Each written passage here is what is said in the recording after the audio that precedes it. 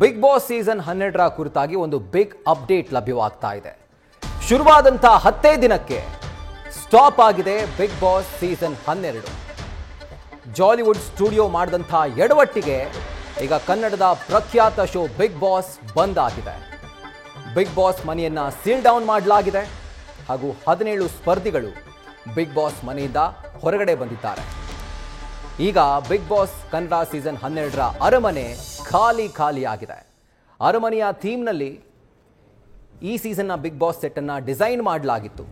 ಆದರೆ ಜಾಲಿವುಡ್ ಸ್ಟುಡಿಯೋಸ್ ಮಾಡಿದಂಥ ಎಡವಟ್ಟಿಗೆ ಈಗ ಬಿಗ್ ಬಾಸ್ ಜೊತೆಗೆ ಬಿಗ್ ಬಾಸ್ನ ಸ್ಪರ್ಧಿಗಳು ಸಂಕಷ್ಟಕ್ಕೆ ಸಿಲುಕಿದ್ದಾರೆ.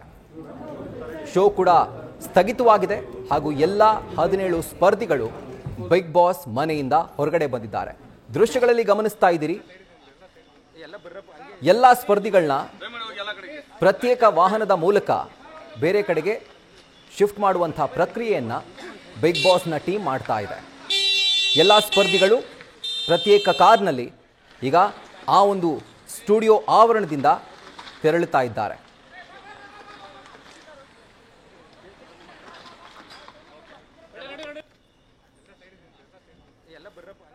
ಏನು ಈಗಷ್ಟೇ ಬಿಗ್ ಬಾಸ್ ಮನೆಯಿಂದ ಎಕ್ಸಿಟ್ ಆದಂಥ ಬಿಗ್ ಬಾಸ್ 12ರ ಮಾಜಿ ಸ್ಪರ್ಧಿ RJ ಅಮಿತ್ ಈಗ ಸದ್ಯಕ್ಕೆ ಫೋನ್ ಸಂಪರ್ಕದಲ್ಲಿದ್ದಾರೆ. ಅಮಿತ್, ನಮಸ್ಕಾರ. ನಮಸ್ಕಾರ ಸರ್, ಹೇಗಿದ್ದೀರಾ? ನಾನು ಚೆನ್ನಾಗಿದ್ದೀನಿ, ನೀವು ಹೇಗಿದ್ದೀರಿ?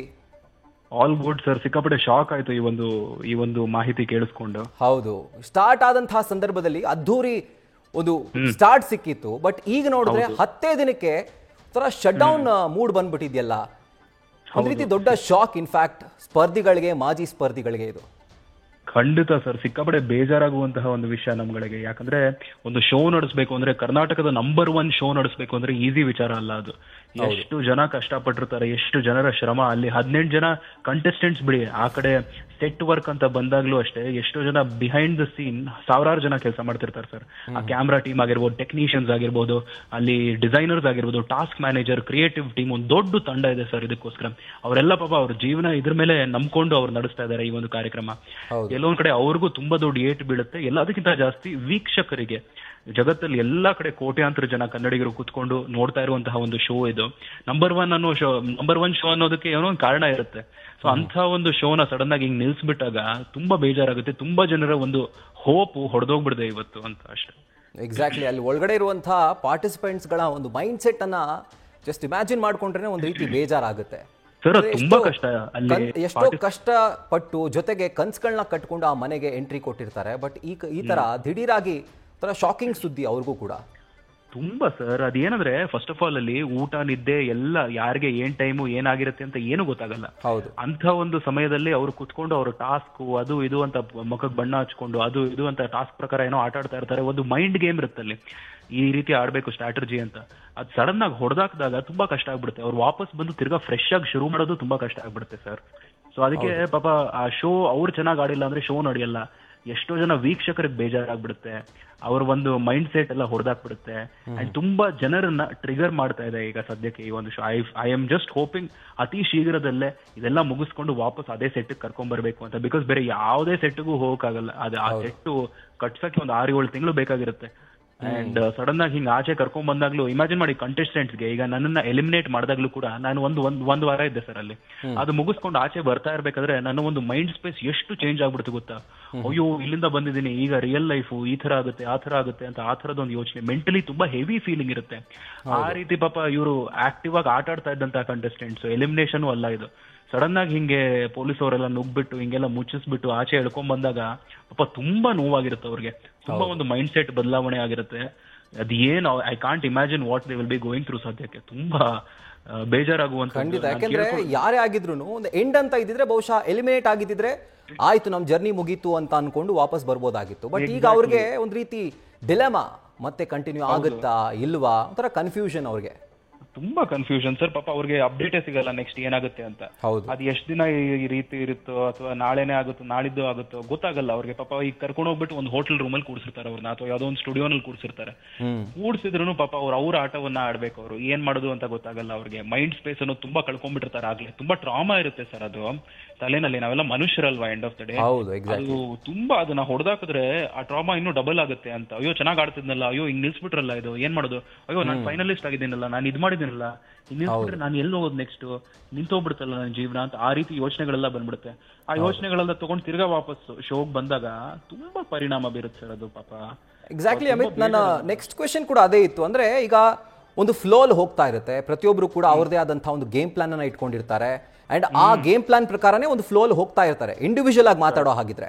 ಸೊ ಈಗ ಮತ್ತೆ ಎಕ್ಸಿಟ್ ಆಗಿ ಅಕಸ್ಮಾತ್ ಮತ್ತೆ ಶುರುವಾಗುತ್ತೆ ಅಂತಂದ್ರೆ ಮತ್ತೆ ರೀ ಎಂಟ್ರಿ ಪಡ್ಕೊಂಡಂತಹ ಸಂದರ್ಭದಲ್ಲಿ ಎಲ್ಲಾ ಗೇಮ್ ಪ್ಲಾನ್ಗಳು, ಟ್ಯಾಕ್ಟಿಕ್ಸ್ಗಳು, ಆ ರ್ಯಾಪೋ ಒಂದ್ ರೀತಿ ಛಿದ್ರ ಆಗ್ಬಿಟ್ಟಿರುತ್ತಲ್ವಾ? ಹೌದು, ಎಲ್ಲ ಹೋಗಿರುತ್ತೆ ಸರ್. ಏನ್ ಗೊತ್ತಾ, ಅವ್ರು ಏನೇ ಆಟ ಆಡಿದ್ರು, ಎಂಥದೇ ಎಮೋಷನ್ಸ್, ಅದು ನಿಜವಾದ ಎಮೋಷನ್ಸ್ ಅಥವಾ ಫೇಕ್ ಎಮೋಷನ್ಸ್ ಆದ್ರೂ ಅದು ಮನೆಯ ಒಳಗೆ ಅಷ್ಟೇ. ಮನೆ ಆಚೆ ಬಂದಿದ್ದೆ ಎಲ್ಲೊಂದ್ ಕಡೆ ರಿಯಲ್ ಲೈಫ್ ಇದೆಲ್ಲ ನೋಡಿದ್ದೆ, ಅವ್ರ ಮೈಂಡ್ ಸೆಟ್ ಚೇಂಜ್ ಆಗ್ಬಿಡುತ್ತೆ. ಓಕೆ, ನಾನು ಇಷ್ಟೆಲ್ಲ ಮಾಡ್ತಾ ಇದ್ದೆ ಮನೆ ಒಳಗೆ, ಈಗ ಅದಾಗಲ್ಲ ಅನ್ನುವಂಥದ್ದು ಬರುತ್ತೆ. ತಿರ್ಗಾ ಅವ್ರ ಒಳಗೆ ಹೋಗ್ಬಿಟ್ಟು ಫಸ್ಟ್ ಇಂದ ಕಟ್ಟಬೇಕು. ಅವ್ರ ತಲೆನಲ್ಲಿ ಒಂದು ಕೋಟೆ ಕಟ್ಕೊಂಡಿರ್ತಾರೆ, ನಾನು ಇದೇ ತರ ಇರುತ್ತೆ ನನ್ನ ರಾಜ್ಯ ಅಂತ ಅವ್ರ ತಲೆಯಲ್ಲಿ ಇರುತ್ತೆ. ರಾಜ್ಯ ಕೋಟೆ ಎಲ್ಲ ಬಿದ್ದೋಯ್ತು. ಈಗ ತಿರ್ಗಾ ಹೋಗಿ ಫಸ್ಟ್ ಇಂದ ಶುರು ಮಾಡ್ಬೇಕು, ಅದು ಫ್ರೆಶ್ ಆಗಿ ಶುರು ಮಾಡ್ಬೇಕು. ಅಂಡ್ ಅವ್ರಿಗೆ ಮಾತ್ರ ಅಲ್ಲದೆ ಪಾಪ ಕ್ರಿಯೇಟಿವ್ ಟೀಮು ಅವರೆಲ್ಲ ತಿರ್ಗಾ ಫಸ್ಟ್ ಇಂದ ಇವ್ರನ್ನ ರೆಡಿ ಮಾಡ್ಬೇಕು. ಅಂಡ್ ಶುರುವಾಗಿ 10 ದಿನ ಆಗಿರೋದು, 10 ದಿನ ಅನ್ನೋದು ಸುಮ್ನೆ ಅಲ್ಲ ಸರ್. 10 ದಿನ ಊಟ ನಿದ್ದೆ ಏನ್ ಟೈಮು ಏನಿದು ಅಂತ ಗೊತ್ತಾಗದೆ ಅವ್ರ ಆಟವನ್ನ ಆಡ್ತಾ ಇರ್ತಾರೆ ಪಾಪ. ಅಂತ ಟೈಮಲ್ಲಿ ಹಿಂಗ್ ಹೊಡೆದಾಕ್ಬಿಟ್ರೆ ಬೇಜಾರಾಗುತ್ತೆ. ನಾನ್ ಮನವಿ ಮಾಡ್ಕೊಳ್ತಾ ಇರೋದು ಒಂದೇ ಒಂದು ವಿಷಯ, ಕರ್ನಾಟಕ ಸರ್ಕಾರದಲ್ಲಿ ದಯವಿಟ್ಟು ಒಂದು ಅವಕಾಶ ಮಾಡ್ಕೊಡಿ, ಅವ್ರಿಗೆ ವಾಪಸ್ ಹೋಗುವಂತಹ ಅವಕಾಶ ಆದಷ್ಟು ಬೇಗ ಮಾಡ್ಕೊಡಿ. ಯಾಕಂದ್ರೆ ಈ ಶೋ ನಡಿಬೇಕು. ಈ ಶೋ ನಡೆದಿಲ್ಲ ಅಂದ್ರೆ ಎಷ್ಟೋ ಜನರಲ್ಲಿ ಟ್ರಿಗರ್ ಆಗುತ್ತೆ ಅಂಡ್ ಜನರಲ್ಲಿ ಒಂದು ಪ್ರಾಬ್ಲಮ್ ಆಗುತ್ತೆ. ಯಾಕಂದ್ರೆ ಜನರಿಗೋಸ್ಕರ ಮಾಡ್ತಾ ಇರೋದು ಇದು ಶೋ. ಕೋಟ್ಯಾಂತರ ಜನ ನೋಡ್ತಾ ಇರ್ತಾರೆ. ಅವರು ತಿರ್ಗಾ ಆಮೇಲೆ ಅವರೆಲ್ಲ ರೋಡ್ ಇಳಿದ್ರೆ ಬೇರೆ ವಿಚಾರ ಆಗುತ್ತೆ. ಎಲ್ಲೋ ಒಂದ್ ಕಡೆ ಅವರು ಯೋಚನೆ ಮಾಡ್ಬಿಟ್ಟು ಬಿಗ್ ಬಾಸ್ಗೆ ಒಂದು ಇನ್ನೊಂದು ಅವಕಾಶ ಕೊಡ್ಬೇಕು. ಪಾಪ ಆ ಶೋಗ್ ಅನ್ಯಾಯ ಆಯ್ತಲ್ಲ ಅದು. ಹೌದು, ಯಾರೋ ಮಾಡಿದ ತಪ್ಪಿಗೆ ಹೌದು ಮತ್ಯಾರಿಗೋ ಬರೆ ಬಿದ್ದಂಗ ಆಯ್ತು, ಎಸ್ಪೆಷಲಿ ಬಿಗ್ ಬಾಸ್ ನ ಕಂಟೆಸ್ಟೆಂಟ್ ಗಳಿಗೆ ಅಂಡ್ ಟೀಮ್ಗೆ. ಖಂಡಿತ ಸರ್, ನನ್ನ ಪ್ರಕಾರ ಬಿಗ್ ಬಾಸ್ ತಂಡಕ್ಕೆ ಅಥವಾ ಕಲರ್ಸ್ ಚಾನಲ್ ಯಾರದೇ ಇರಲಿ, ಅವ್ರಿಗೆ ಇದ್ರ ಬಗ್ಗೆ ಮಾಹಿತಿ 100% ಗೊತ್ತಿರಲ್ಲ. ಅವ್ರ ಅಕಸ್ಮಾತ್ ಗೊತ್ತಿದ್ರು ತುಂಬಾ ಸ್ಟ್ರಾಂಗ್ ಲೀಗಲ್ ಟೀಮ್, ಅದು ತುಂಬಾ ದೊಡ್ಡ ಹೆಸರು ಅದು. ಅವರೆಲ್ಲ ಕೂತ್ಕೊಂಡು ಮುಂಚೆನೆ ಡಿಸೈಡ್ ಮಾಡ್ಬಿಟ್ಟು ಅದನ್ನ ಕ್ಯಾನ್ಸಲ್ ಮಾಡ್ಬಿಡ್ತಾ ಇದ್ರು. ಪಾಪ ಅವ್ರಿಗೆ ಗೊತ್ತಿಲ್ದೇನೆ ಅವ್ರ ಬೆನ್ನಿಂದ ಈ ತರದೊಂದು ವಿಚಾರ ನಡೀತಾ ಇದೆ, ಅವ್ರಿಗೆ ಗೊತ್ತಿಲ್ದೇನೆ ಈ ತರ ಆಗಿದೆ ಅಂದ್ಮೇಲೆ. ಅಲ್ಲ ಅಮಿತ್, ಈಗ ನೀವು ಹೇಳಿದ್ರಿ ಜಸ್ಟ್ ಬಿಕಾಸ್ ಯು ಮೆನ್ಷನ್ಡ್ ಅದು ಸ್ಟ್ರಾಂಗ್ ಲೀಗಲ್ ಟೀಮ್ ಇರುತ್ತೆ ಅಂತ ಹೇಳಿ. ಸೊ ಈ ಒಂದು ಜಾಗದ ಒಂದು ಅಥೆಂಟಿಸಿಟಿ ಬಗ್ಗೆ ಆಗಲಿ ಅಥವಾ ಡಾಕ್ಯುಮೆಂಟ್ಸ್ನ ಒಂದು ರಿಯಾಲಿಟಿ ಬಗ್ಗೆನೋ ಅಥವಾ ಯಾವುದೇ ಥರದ ಒಂದು ಡಾಕ್ಯುಮೆಂಟ್ಸ್ ಕುರಿತಾಗಿ ಪರ್ಮಿಷನ್ಸ್ ಇರ್ಬೋದು, ಏನೇ ಇರ್ಬೋದು, ಅದರ ಕುರಿತಾಗಿ ಒಂದು ಚೆಕ್ ಮಾಡ್ಬೋದಾಗಿತ್ತಲ್ವಾ ಲೀಗಲ್ ಟೀಮ್ ಅಂತ? 100% ನಿಜ ಸರ್. ಲೀಗಲ್ ಟೀಮ್ ಚೆಕ್ ಮಾಡಿರುತ್ತೆ, ಅಷ್ಟು ಈಸಿಯಾಗಿ ಸುಲಭವಾಗಿ ಮಾಡಲ್ಲ. ಈಗ ನನ್ನನ್ನೇ ಆಸ್ ಅ ಕಂಟೆಸ್ಟೆಂಟ್ ನನ್ನನ್ನೇ ಆ ಕಾರ್ಯಕ್ರಮಕ್ಕೆ ತಗೋಬೇಕು ಅಂದ್ರೆ ನನ್ನ ಕಂಪನಿ ಜೊತೆ ಡಿಸ್ಕಷನ್ ಆಗಿರ್ಬೋದು, ತುಂಬಾ ಸ್ಟ್ರಾಂಗ್ ಲೀಗಲ್ ಟೀಮ್. ಒಬ್ಬ ಕಂಟೆಸ್ಟೆಂಟ್ ತಗೊಳಕ್ಕೆ 1000 ಸಲ ಯೋಚನೆ ಮಾಡ್ತಾರೆ. ಆ ಲೀಗಲ್ ಟೀಮ್ ಜೊತೆ ವರ್ಕೌಟ್ ಆಗಲ್ಲ ಅಂದ್ರೆ ಕಂಟೆಸ್ಟೆಂಟ್ ತಗೊಳ್ಳಲ್ಲ. ಅದು ಎಷ್ಟು ದೊಡ್ಡ ಕಂಟೆಸ್ಟೆಂಟ್ ಆಗಿದ್ರು ಪರವಾಗಿಲ್ಲ, ಅವ್ರ ಹಿಂದೆ ಏನಾದ್ರು ಕೇಸ್ ಇರುತ್ತಾ, ಕೋರ್ಟ್ ಕೇಸ್ ಇರುತ್ತಾ ಅಂತ ಅದೆಲ್ಲ ಚೆಕ್ ಮಾಡ್ತಾರೆ. ಕೆಲವು ಜನ ಹೇಳಲ್ಲ. ಈಗ ನಮ್ಮ ವರ್ತೂರ್ ಸಂತೋಷ್ ಅವ್ರದ್ದು ಅದು ಮಧ್ಯದಲ್ಲಿ ಏನೋ ಒಂದು ಕೇಸ್ ಆಯ್ತು, ಸಡನ್ ಆಗಿ ಆಚೆ ಕರ್ಕೊಂಡು ವಾಪಸ್ ಕರ್ಕೊಂಡ್ ಬಂದ್ರು. ಕೆಲವು ಜನ ಅದನ್ನ ರಿವೀಲ್ ಮಾಡಲ್ಲ. ಮನುಷ್ಯರೇ ಆತರ ಕೆಲವೊಂದ್ಸಲ ಮಾಡ್ತಾ ಇರ್ಬೇಕಾದ್ರೆ ಇಂಥ ದೊಡ್ಡ ಬ್ರ್ಯಾಂಡ್ಗಳು ಅಂದ್ರೆ ಜಾಲಿವುಡ್ ಸ್ಟುಡಿಯೋಸ್ ಅನ್ನುವಂಥ ದೊಡ್ಡ ಕಂಪನಿಗಳು ಈ ತರ ಮಾಡಿದಾಗ ತುಂಬಾ ಬೇಜಾರಾಗುವಂತ ಒಂದು ವಿಷಯ. ಅಲ್ಲ, ಅದೇ ಲೀಗಲ್ ಟೀಮ್ ಆ ಡಾಕ್ಯುಮೆಂಟ್ಸ್ ನ ಅಂದ್ರೆ ಜಾಲಿವುಡ್ ಸ್ಟುಡಿಯೋಸ್ ನ ಡಾಕ್ಯುಮೆಂಟ್ಸ್ ನ ಜೊತೆಗೆ ಪರ್ಮಿಷನ್ ಲೆಟರ್ಸ್ ಅನ್ನ ಒಂದ್ಸಲಿ ಅವ್ರು ಚೆಕ್ ಮಾಡಿಲ್ವಾ ಅಂತ. ಇಂಥ ದೊಡ್ಡ ಶೋ ಮಾಡುವಂತಹ ಸಂದರ್ಭದಲ್ಲಿ ಲೀಗಲ್ ಟೀಮ್ ಮೇಲೆ ಅಷ್ಟೇ ದೊಡ್ಡ ರೆಸ್ಪಾನ್ಸಿಬಿಲಿಟಿ ಇರುತ್ತೆ. ಬಟ್ ಅವರು ಈ ಒಂದು ವಿಷಯದಲ್ಲಿ ಯಾಕೆ ಎಡುವುದ್ರು ಅಂತ ಸರ್, ನಮ್ಮಲ್ಲಿ ನಿಮಗೆ ಗೊತ್ತು, ಪರ್ಮಿಷನ್ ಲೆಟರ್ ಅಥವಾ ಏನೇ ಬರ್ಲಿ ಯಾವುದೇ ತರದಿದ್ರು ಏನೋ ಒಂದು ಜುಗಾಡ್ ಮಾಡ್ಬಿಟ್ಟು ಹೆಂಗೋ ಒಂದು ಮ್ಯಾನೇಜ್ ಮಾಡ್ಬಿಡ್ತಾರೆ ನಮ್ಮ ಜನ. ಸೊ ಲೀಗಲ್ ಟೀಮ್ ಅಕಸ್ಮಾತ್ ಕಂಡು ಬಂತು ಅಂದ್ರೆ ಬಿಡೋದೇ ಇಲ್ಲ ಸರ್. ಎಷ್ಟು ದೊಡ್ಡ ಹೊಡ್ತಾ ಸರ್ ಇದು ಕಾರ್ಯಕ್ರಮದಿಂದಲೇ ನಿಂತೋಗ್ಬಿಡಿದೆ. ಹಂಗೆಲ್ಲ ಬಿಡ್ತಾರ ಲೀಗಲ್ ಟೀಮ್ ಈ ತರ ಆದ್ರೆ. ಮುಂಚೆನೆ ಅವ್ರಿಗೆ ಒಂದಿನ ಮುಂಚೆ ಗೊತ್ತಾದ್ರು ಅವ್ರು ಇಮಿಡಿಯೇಟ್ ಆಗಿ ಅದನ್ನ ಏನೋ ಒಂದು ಬೇರೆ ತರ ಡಿಸೈಡ್ ಮಾಡ್ಬಿಟ್ಟು ಅದನ್ನ ಎಕ್ಸಿಟ್ ಮಾಡ್ಬಿಡ್ತಾ ಇದ್ರು ಕಂಪ್ಲೀಟ್ ಆಗಿ. ಅವ್ರಿಗೆ ಗೊತ್ತಿಲ್ಲದೆ ಸಡನ್ ಆಗಿ ಅವ್ರಿಗೆ ಇದು ಶಾಕರ್ ಅಂದ್ರೆ ಇಮ್ಯಾಜಿನ್ ಮಾಡಿ ಎಷ್ಟು ದೊಡ್ಡ ರೀತಿನಲ್ಲಿ ಇದು ಮುಚ್ಚಿಟ್ಟಿರಬಹುದು ಅಥವಾ ಈ ತರದೊಂದು ಪ್ರಾಬ್ಲಮ್ ಬಂದಿರಬಹುದು ಅಂತ. ಬೇಜಾರಾದಂತಹ ವಿಷಯ ಸರ್. ಪಾಪ ತುಂಬಾ ಜನ ನಂಬ್ಕೊಂಡು ನೋಡ್ತಾ ಇರುವಂತ ಒಂದು ಶೋ. ನಾನ್ ಕೇಳ್ಕೊಂತ ಇರೋದು ಒಂದೇ, ಅದ್ ಏನ್ ಮಾತಾಡ್ತಿರೋ ಮಾತಾಡ್ಕೊಳ್ಳಿ, ದಯವಿಟ್ಟು ಆ ಶೋನ ಕಂಟಿನ್ಯೂ ಆಗಕ್ ಬಿಡಿ ಅಂತ. ಆಚೆ ಬಂದು ಎಂಥದೇ ಏನೇ ಮಾತಾಡ್ಕೋಬಹುದು, ಟೀಮ್ಗಳು ಮಾತಾಡ್ಬೋದು, ಬಟ್ ಆ ಶೋ ಕಂಟೆಸ್ಟೆಂಟ್ಸ್ ನ ವಾಪಸ್ ಕಳಿಸಿ. ಯಾಕಂದ್ರೆ ಅವ್ರ ಮೇಲೆ, ಅವರ ಒಂದು ಮೆಂಟಲ್ ಸ್ಪೇಸ್ ಮೇಲೆ ತುಂಬಾ ದೊಡ್ಡ ಏಟ್ ಬೀಳುತ್ತೆ ಈಗ ಅವ್ರ ಆಚೆ ಬಂದಾಗ. ಸೊ ಅವ್ರಿಗೆ ಇರ್ತಾ ಇರುವಂತಹ ತಲೆನೋವು ಐ ಕ್ಯಾನ್ ಇಮ್ಯಾಜಿನ್. ಈಗ ನಾನೇ ಅಕಸ್ಮಾತ್ ಅದು ಉಳ್ಕೊಂಡಿದ್ರೆ ನಾನು ಬಿಟ್ಟು 2 ದಿನ ಆಯ್ತು ಅಷ್ಟೇ ಸರ್. ಜಸ್ಟ್ 2 days ಬ್ಯಾಕ್ ನಾನು ಆಚೆ ಬಂದಿದ್ದು. ನಾನೇ ಆ ಜಾಗದಲ್ಲಿ ಇದ್ದಿದ್ರು ನನಗೆ ತುಂಬಾ ದೊಡ್ಡ ಪ್ರಾಬ್ಲಮ್ ಆಗ್ಬಿಡ್ತಾ ಇತ್ತು ಸರ್. ಅಲ್ಲಿ ಸಡನ್ ಆಗಿ ಈ ರೀತಿ ಸಡನ್ ಆಗಿ ಇಷ್ಟು ಜನ ಬರ್ತಿದ್ದಾರೆ, ಇಷ್ಟು ಜನರನ್ನ ಆಚೆ ಕರೆಸ್ಕೊಂಡು ಹೋಗ್ತಿದ್ದಾರೆ ಅಂತ ಹೇಳಿದಾಗ ಅಯ್ಯೋ ಪಾಪ ಸರ್, ಐ ಕಾಂಟ್ ಇಮ್ಯಾಜಿನ್. ತುಂಬಾ ದೊಡ್ಡ ಏಟು ಸರ್ ಇದು. ಕರ್ನಾಟಕದ ಅತಿ ದೊಡ್ಡ ಶೋ ಇದು. ಬೇರೆ ಬೇರೆ ಭಾಷೆಗಳಲ್ಲೂ ಬಿಗ್ ಬಾಸ್ ಮಾಡ್ತಾರೆ, ಮಲಯಾಳಂ, ತೆಲುಗು, ಕನ್ನಡ, ತಮಿಳಲ್ಲೂ ಮಾಡ್ತಾರೆ.